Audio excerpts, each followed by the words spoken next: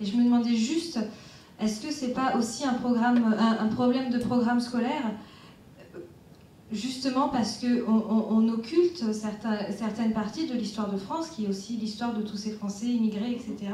Et que la France-Afrique, on en parle très peu, la guerre d'Algérie, on en parle très peu, et que finalement, on n'a que la vision du vainqueur, entre guillemets, et c'est toujours ce qui reste de l'histoire, c'est celui qui l'écrit. Et c'est peut-être, je pose la question, est-ce que ces gamins, ils se sentent pas représentés, ou ils font une espèce de concurrence de malheur, une concurrence de voilà, on n'existe pas, on parle pas de nous, etc. Parce que les programmes scolaires ne tiennent pas compte de leur vécu.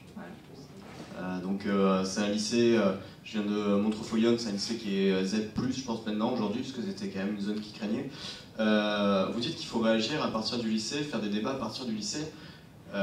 Moi, quand je suis arrivé là-bas, moi je venais du collège de Bois-le-Roi, je venais du collège d'Encourt, qui était un petit collège de blancs et bourgeois, on le dit clairement, parce qu'il n'y avait que ça dans cette communauté. Quand je suis arrivé là-bas, il y avait déjà du racisme, il y avait déjà des mises à part, il y avait, que ce soit du côté blanc, que ce soit du côté noir, que ce soit de n'importe quel côté, c'était déjà sectarisé. Et je trouve ça un petit peu dommage que ça soit à partir du lycée qu'on puisse apporter des débats là-dessus. Pour moi, c'est le collège, pour moi, c'est la primaire, par exemple. Enfin, je trouve que le débat italien est très intéressant, parce que c'est des outils qui sont mis à disposition dès le plus jeune âge, c'est des choses qui doivent être apprises plus tôt. Et je comprends pas, enfin, pourquoi le lycée, pourquoi apporter un débat à partir du lycée? En Italie, puis ça m'intéresse parce que je connais bien l'Italie, vous intervenez de façon facultative ou non, à la demande des enseignants. Est-ce que c'est maintenant inscrit dans les programmes? À quel niveau vous le faites? Je voudrais dire quelque chose, c'est que si en Italie c'est peut-être avant nous, c'est parce qu'il y a des problèmes sanglants. Il y a Lampedusa, il y a pas mal de choses qu'ils ont, une ministre qui a été sans cesse balayée, etc. Je pense que là, vraiment, s'il y a quelque chose en Italie, c'est pas aussi un hasard. À quel niveau vous le faites? Est-ce que c'est volontaire? Est-ce que qui vous invite, etc. Si je prends par exemple, ne serait-ce que la question de la guerre d'Algérie, il y a 20 ans, on parlait des événements d'Algérie. Aujourd'hui, on parle de la guerre d'Algérie.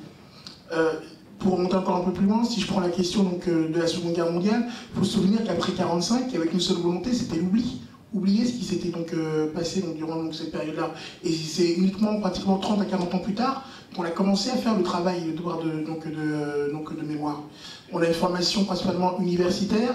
Je ne suis pas sûr que dans beaucoup d'universités, on trouve des formations spécifiques et justement, même des modules ou des choses comme ça spécifiques à tout ce qui est forme de discrimination et de racisme. Donc il y a peut-être quelque chose aussi à revoir au niveau de la formation des enseignants sur ces questions-là. Aujourd'hui, pour nous, la responsabilité incombe au ministère de l'Éducation nationale. Si nous avons fait venir quelqu'un d'Italie ou d'autres personnes d'un pays comme le Portugal qui est là, c'est pour expliquer qu'il y a des choses qui ne se font pas. Et nous, associations de lutte contre les discriminations, nous sommes souvent sollicités